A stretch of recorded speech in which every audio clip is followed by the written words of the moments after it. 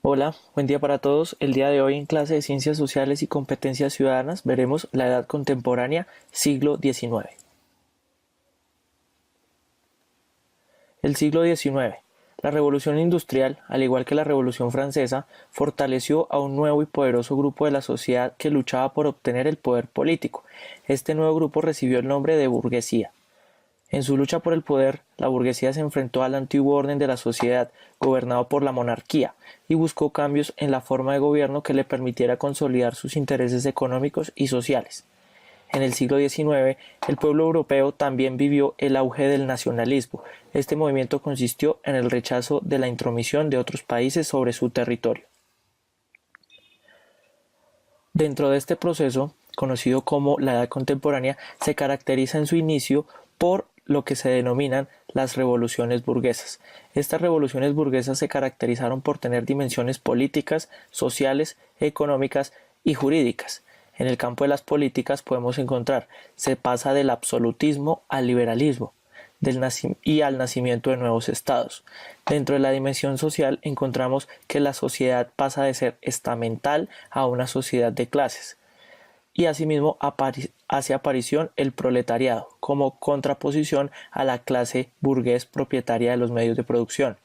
Dentro de la dimensión económica vemos cómo se pasa de un modo de producción feudal a un modo de producción capitalista y de la propiedad comunal a la propiedad privada. Dentro del desarrollo jurídico, en el campo de las revoluciones burguesas, vemos cómo se pasa de la sociedad de los privilegios a la sociedad de los derechos y hacen aparición las constituciones como marco jurídico supremo. En este contexto también vemos cómo las guerras napoleónicas van a dar una figura clara de lo que será la época contemporánea hasta la actualidad. A partir de las guerras napoleónicas se van a definir incluso gran parte de la organización estatal y la división de los mismos sobre el territorio. En las primeras décadas del siglo XIX, entre 1804 y 1815, toda Europa vivió la influencia del imperio napoleónico que tuvo su centro en Francia. Este imperio surgió a raíz de los cambios revolucionarios sucedidos en Francia a partir de 1789. En su apogeo, el imperio napoleónico integró la mitad de Europa con territorios como Cataluña, el nororiente de España, el norte de Italia y la región de los Países Bajos. El imperio napoleónico se vino abajo definitivamente en 1815 debido a la oposición de los reinos de Europa Oriental y a los fracasos militares que concluyeron con la gran derrota en Waterloo. Se creó el Congreso de Viena y la Santa Alianza. En este mapa podemos ver el avance y los dominios del Imperio francés en tiempos de la era napoleónica. Podemos identificar en color azul los territorios que hacían parte propiamente del Imperio francés y en color verde los estados dependientes del Imperio francés como resultado de la invasión y la conquista. Es posible concluir que durante el auge del Imperio napoleónico más del 80% del territorio de la Europa occidental dependía directamente del emperador francés.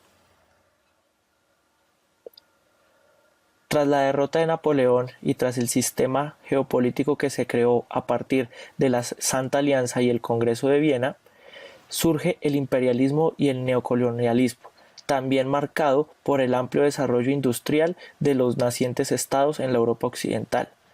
En el siglo XIX, promovida por el crecimiento industrial de Europa, se inició una nueva etapa de expansión que tomó el nombre del imperialismo o neocolonialismo.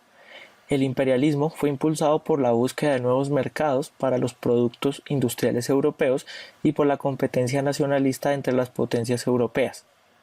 El Congreso de Berlín de 1885, promovido por Alemania, fijó las reglas de la invasión y expropiación de los territorios de ultramar, principalmente en África, Asia y Oceanía.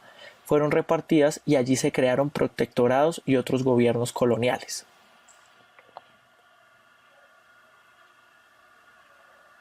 En este mapa podemos identificar los dominios que tenían las principales potencias coloniales europeas tras el Congreso de Berlín en 1886.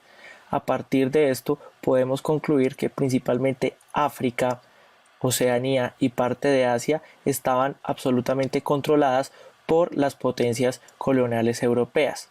Asimismo, este amplio avance de las potencias europeas en territorios de ultramar llevaría a una serie de disputas entre estos países por la dominación de territorios, de colonias y recursos naturales principalmente en África, llegando a un punto en el cual los países europeos empezarían a tener disputas y pugnas de tipo bélico y de suma tensión en relación al dominio de otros territorios. Esto en última instancia sería uno de los principales elementos que ayudaría a desatar la Primera Guerra Mundial a partir del año de 1914, dado que ante el amplio crecimiento de la industria y de las relaciones geopolíticas, los estados en su expansión imperialista van a tener la necesidad de ampliar sus territorios, y en vista de que ya todo ha sido repartido desde el Congreso de Berlín, la única vía por la cual pueden obtener más territorios y más recursos va a ser mediante la invasión y la guerra con otras potencias europeas y colonialistas para poder arrebatarle sus colonias. Esto, en última instancia, nos va a traer a un escenario de confrontación bélica iniciando el siglo XX, ya que este suceso, posteriormente de la Primera Guerra Mundial, traería un reacomodo en las relaciones de poder territorial que se darían no solamente en Europa, sino en África, Asia y Oceanía. La parte de América, como la podemos identificar en el mapa, se encuentra casi en su totalidad en blanco, porque recordemos que tras las guerras napoleónicas, los pueblos americanos declararon su independencia principalmente de España, Portugal, Francia e Inglaterra, consolidándose como estados nacientes. Esto haría que las potencias europeas se concentraran y centraran sus objetivos imperialistas en África y en Asia, ya que en América los nacientes estados habían logrado sacar y expulsar a las potencias coloniales europeas.